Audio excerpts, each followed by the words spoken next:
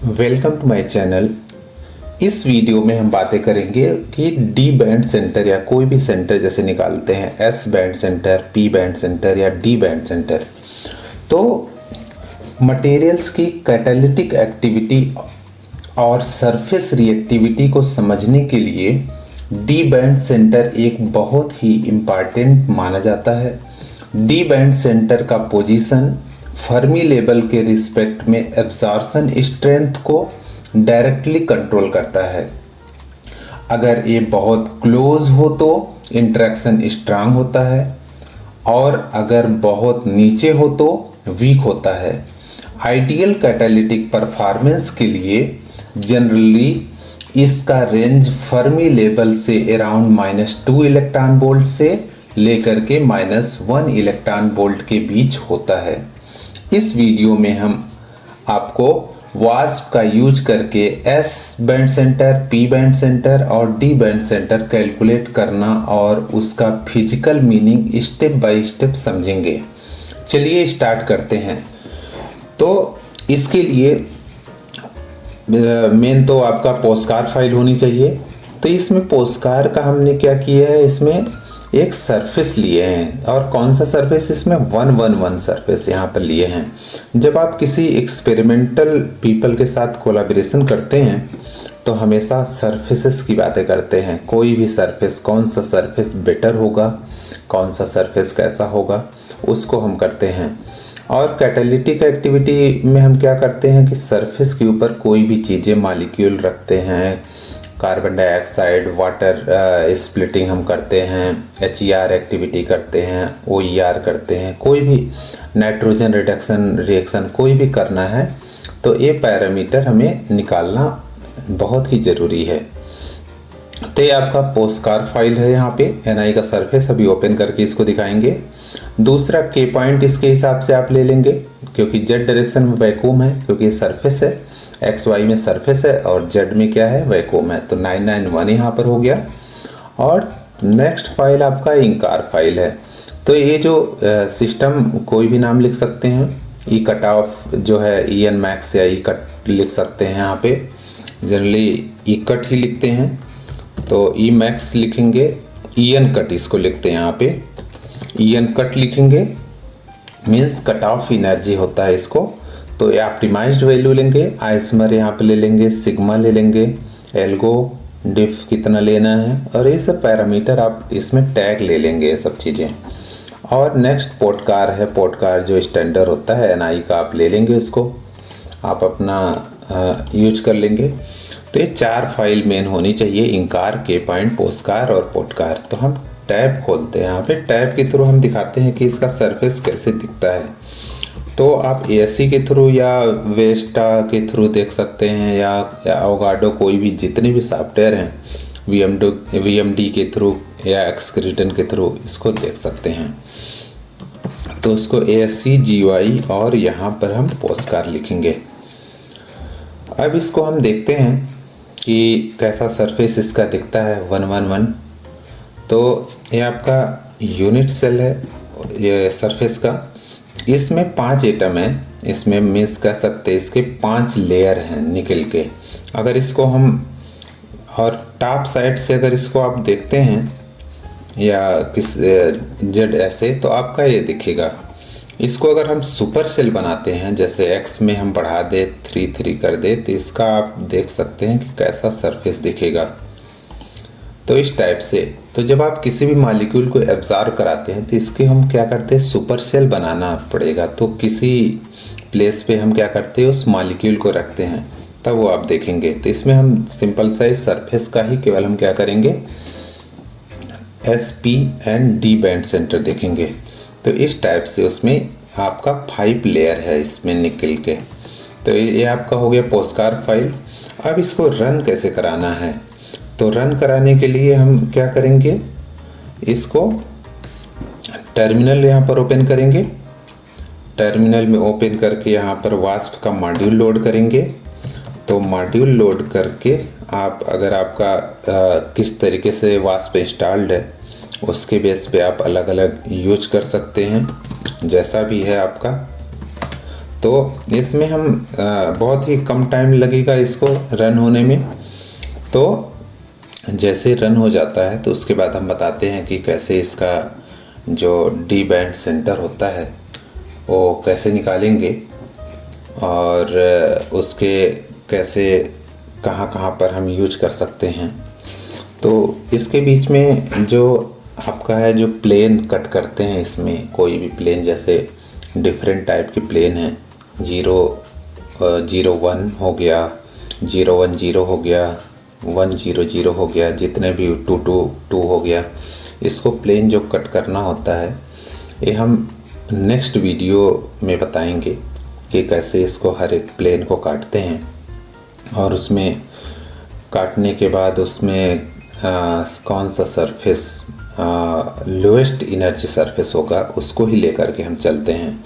ऐसा नहीं है कि कोई भी सरफेस जो होते हैं सभी पे हम कैटालिटिक एक्टिविटी कर सकते हैं। कुछ प्लेन बहुत ही हाई एनर्जी होता है, वो स्टेबल नहीं हो सकता है उसका।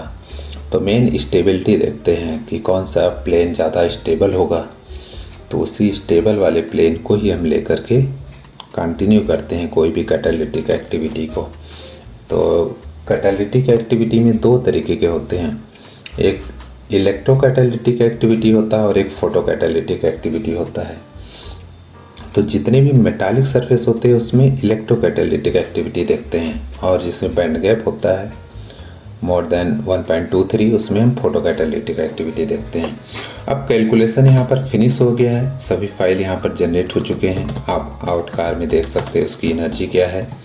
बहुत ही फास्ट होता है कैलकुलेशन क्योंकि कम नंबर ऑफ एटम कम है, यूनिट सेल का वॉल्यूम कम है। तो यहाँ पर आपका एनर्जी हो गया विथ एंड विदाउट इंट्रॉपी, उसमें कितने फोर्स लग रहे हैं एटम पे, तो बहुत ही मिनिमल फोर्स है, तो उसको आप ट्यून कर सकते हैं उसमें एक टैग डाल करके जो DIFFG वाले टैग को। तो इस टाइप से, और एक्सटर्नल प्रेशर इसका भी कम है और पुली स्ट्रेस कम्प्लीटली ज़ीरो है। तो ये सब, और इसका सेल का वॉल्यूम 98 एंगस्ट्रॉम क्यूब है, और कट ऑफ आप जो लिए थे वो आपका हो गया यहाँ पे।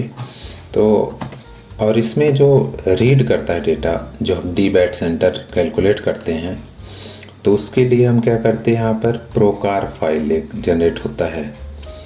तो प्रोकार फाइल यहाँ पर है, जैसे कैट इसमें इनकार फाइल में आप डालते हैं कि L ऑर्बिट 11 डालेंगे तो वो फाइल जनरेट होता है। तो प्रोकार फाइल यहाँ पर जनरेट हुआ है, एक आइगन वैल्यू वाली फाइल हो गया और एक डॉस्कार फाइल।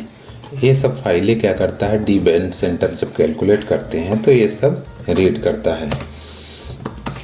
तो और जो ऑप्टिमाइज इस पहले से ऑप्टिमाइज्ड है, अगर आपका सिस्टम ऑप्टिमाइज्ड नहीं है तो सबसे पहले उसको प्लेन कोई भी लेकर ऑप्टिमाइज करेंगे और उसके बाद प्लेन डिसाइड करेंगे, तब इस स्टेप पर आएंगे।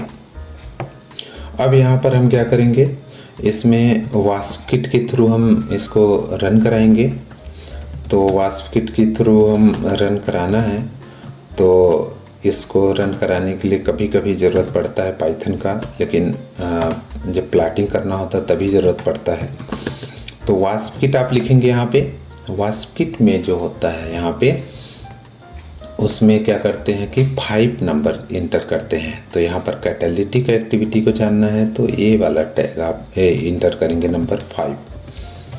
तो 5 करने के बाद यहाँ पर आप 503 यूज करेंगे तो बैंड सेंटर बताएगा, जितने भी टाइप के SPD तीनों बैंड सेंटर आप इसमें कैलकुलेट करके देगा। यहाँ पे 503 करेंगे, और ये इसमें दो मेथड है। किस मेथड, दोनों मेथड से सेम वैल्यू आता है। तो इफ़ेक्टिव बैंड सेंटर मेथड की फर्स्ट वाला, तो effective band centre method use करते हैं, 2 इंटर करेंगे। अब यहाँ पर कह रहा है कि आप चेंज द एनर्जी विंडो, हाँ चेंज करना चाहते हैं। किस रेंज में आपको चाहिए, -10 टू +10 या क्या चाहिए, तो -6 टू +6 ले लेते हैं। और इसमें किस मेथड के थ्रू कर selected atom by atomic indices के थ्रू करना चाहते हैं कि लेयर वाइज, हाइट वाइज या सेलेक्टेड एटम लिस्ट। तो फर्स्ट करते हैं इसमें।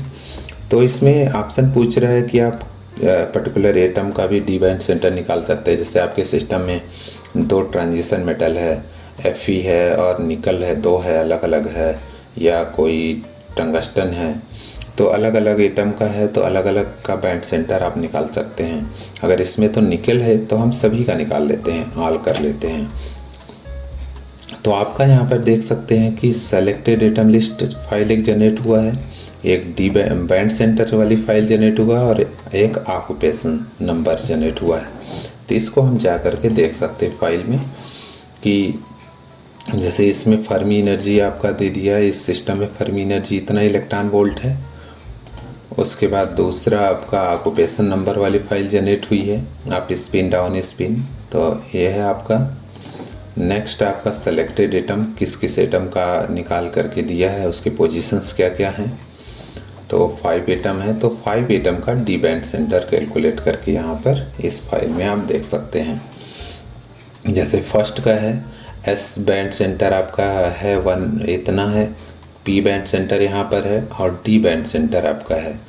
तो उसमें आपको बताया कि जो डी बैंड सेंटर पे ही मेनली होता है, अगर ट्रांजिशन मेटल है तो उसमें -1 electron volt to -2 electron volt के बीच में है, तो हाई परफॉर्मेंस कैटालिटिक एक्टिविटी देगा। उसमें मॉडरेट इंटरमीडिएट एब्जॉर्प्शन एनर्जी आएगा जो बेटर होगा उसके लिए।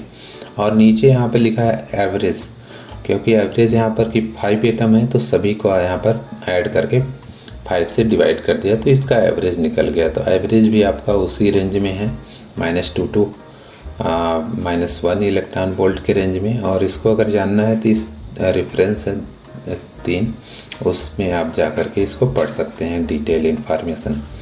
तो इस तरीके से आप किसी भी मटेरियल का हम क्या कर सकते हैं, डी बैंड सेंटर निकाल सकते हैं।